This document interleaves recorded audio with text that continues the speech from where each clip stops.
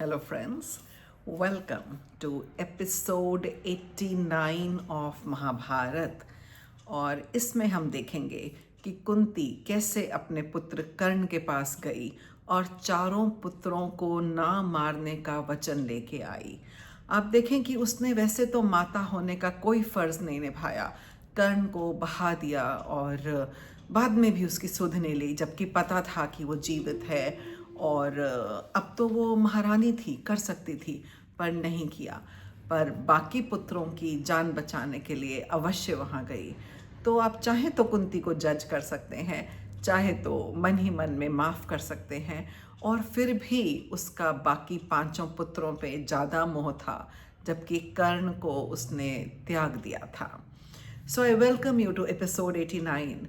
In the last episode we learned कि कैसे एक पूरे डिप्लोमैट की तरह, राजदूत की तरह कृष्ण जी कर्ण के पास गए और उसे पांडवों के पास लाने की साजिश करी और कोशिश की कि वो पांडवों की तरफ से ये युद्ध लड़े। वो नहीं चाहते थे कि कर्ण कौरवों के साथ ये युद्ध लड़े और इसीलिए उन्होंने उसे उसके जन्म की कथा भी सुनाई।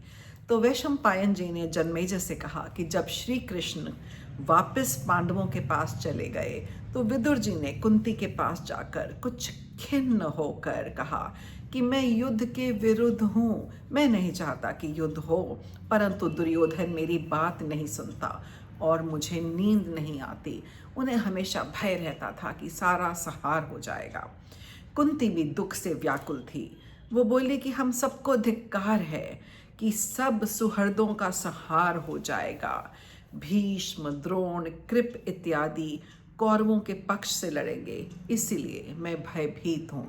वो जानती थी कि भीष्म जैसे और द्रोण जैसे तो महारथी हो ही नहीं सकते।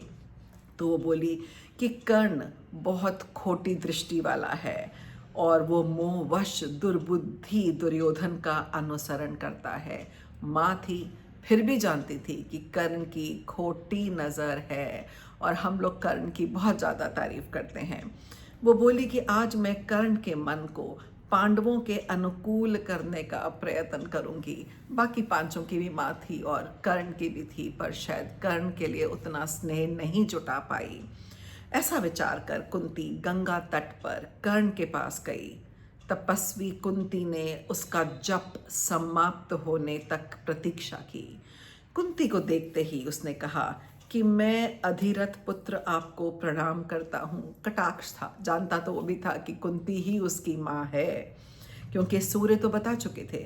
तब कुंती ने उसके जन्म का सत्य बताया और कहा कि वह अधिरथ और राधा का पुत्र नहीं है। उसे कन्यावस्था के गर्भ की कथा सुनाई और कहा कि सूर्य नारायण ही तुम्हारे पिता हैं, और बताया कि कैसे उसने बिल्कुल शर्म की वजह से उसको त्याग दिया था और सूर्य नारायण ने ही तुम्हें मेरे उदर से उत्पन्न किया है। तुम कवच कुंडल धारण किए मेरे सबसे बड़े तेजस्वी पुत्र हो। वह बोली कि धृतराष्ट्र के पुत्र तुम्हारे योग्य नहीं हैं। कौरवों ने उनका सर्वस्व छीन लिया है पांडवों का, अब तुम उसे उनसे छीनकर अपने भाइयों के साथ सुख से रहो और सुख भोगो।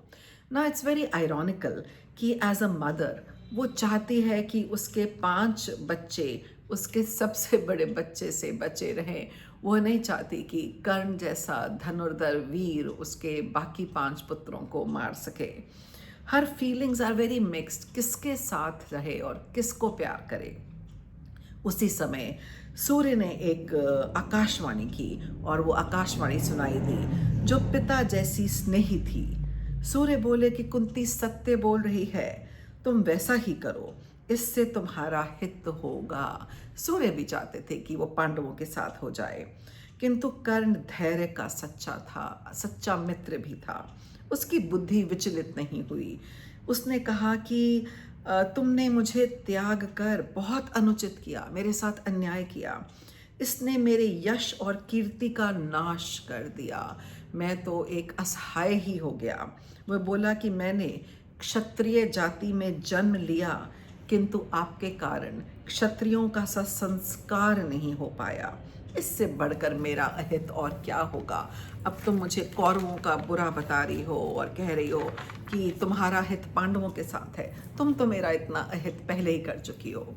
वह बोला कि पहले कभी तुमने माता वाला स्नेह या हित नहीं दिखाया, अब केवल अपने हित साधन की इच्छा से मुझे समझा रही हो। अब यदि मैं पांडवों के पक्ष में हो जाता हूँ तो क्षत्रिय लोग मुझे क्या कहेंगे, धिक्कारेंगे। दुर्योधन ने ही मुझे सब प्रकार के ऐश्वर्य दिए, ऐश्वराम दिया, राज्य का राजा बनाया, अंग देश का। मैं उनके उपकार कैसे भूल जाऊं। और अब दुर्योधन के आश्रितों के मरने का समय आ गया है, तो मुझे भी अपने प्राणों को का लोभ छोड़कर ये ऋण चुकाना है। मन ही मन तो वो जानता था कि जीतना तो संभव नहीं है, क्योंकि वो भी जानता था कि दुर्योधन गलत है और पांडव बलशाली हैं। पर कहता है कि अब मुझे भी ये मोह छोड़कर पांडवों के हाथों शायद मरने का अब समय आ गया है, तो मैं तुम्हारी बात तो स्वीकार नहीं कर सकता। और उसने कहा कि कौरवों के लिए मैं पूरा बल और पराक्रम लगाकर तुम्हारे पुत्रों से लड़ूंगा। फिर कर्ण बोला कि आप फिर भी माता हैं और आपका उद्योग निष्फल नहीं होगा, आपकी मेहनत। यद्यपि मैं तुम्हारे सभी पुत्रों को मार सकता हूँ, ये कर्ण का अहंकार था, तो भी एक अर्जुन को छोड़कर मैं युधिष्ठिर, भीम, नकुल और सहदेव को नहीं मारूंगा। उसने एक वचन दिया, मुझे पूरी सेना में केवल अर्जुन से युद्ध करना है, उसे मारने से ही मुझे सुयश प्राप्त होगा। तो वो मन में निश्चय कर चुका था कि युद्ध तो उसे अर्जुन के साथ करना है। यहाँ कुंती माँ बन के आई थी और कुछ देने की बजाय कुछ लेके ही जा रही थी, वर लेके जा रही थी। तो उसने कहा कि अर्जुन से युद्ध करके उसको मार के ही मुझे यश मिलेगा। इस प्रकार हर हालत में तुम्हारे 5 पुत्र जीवित रहेंगे। मैं मरा तो भी 5, और यदि अर्जुन मारा गया तो भी 5 ही रहेंगे, 5 पांडव जीवित रहेंगे। फिर कुंती ने अपने अविचल धैर्यवान पुत्र को गले लगाकर कहा कि कर्ण, विधाता बहुत बलवान है, तुम अपनी 4 भाइयों को अभय दान देने की प्रतिज्ञा का ध्यान रखना। कुंती ने अभी भी अपने उन 4 पुत्रों को बचाने का पूरा प्रयत्न किया और कहा कि फिर उसने सकुशल रहने का आशीर्वाद दिया और कहा, तुम भी मेरे पुत्र हो, मैं तुम्हारी भी कुशलता की कामना करती हूँ। और दोनों अपने अपने स्थान चले गए। कुंती ग्लानि और शोक से भरी थी, परंतु वह न्याय नहीं कर पाई। तो विडंबना देखिए, भाग्य की। माँ है, पहली बार पुत्र को बता रही है कि वो उसकी माँ है, और तब भी अपनी गलती मानने के बजाय, उसको गले से लगाने के बजाय अभी भी अपने स्वार्थ हेतु आई थी। खैर, वो भी अपने पुत्रों के लिए ही आई थी और वो भी पुत्र था। एक अजीब सी विडंबना में ये पूरा युद्ध था। तो आगे चल के देखते हैं कि इसके आगे क्या होता है। So let's meet in episode 90, जहाँ कृष्ण कौरवों का संदेश लेकर पांडवों के पास जाते हैं। So leave your comments behind, please.